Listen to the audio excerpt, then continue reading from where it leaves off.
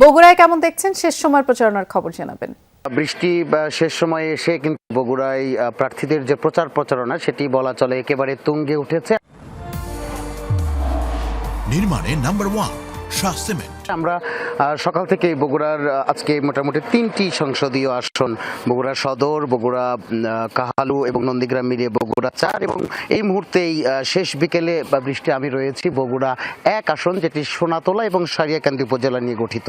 তো সবগুলো আসনেই প্রার্থীরা কিন্তু 34 জন প্রার্থী বগুড়ায় 7টি আসনে তারা কিন্তু ব্যাপক প্রচারণায় রয়েছেন। আমি কিছুক্ষণ আগেই এখানে বাজার রয়েছে, সেই বাজারে ছিলেন বিএনপি প্রার্থী কাজী রফিকুল ইসলাম।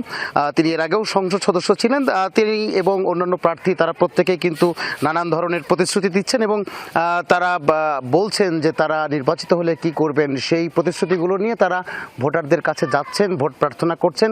এবং মোটামুটি বলা চলে বৃষ্টি যে বগুড়ার 7টি সংসদীয় আসনে প্রায় 30 লাখের মতো ভোটার রয়েছে, তারাও কিন্তু দীর্ঘদিন পর একটি সুষ্ঠু অবাধ নিরপেক্ষ নির্বাচনের জন্য অপেক্ষা করছেন ভোট দেওয়ার জন্য।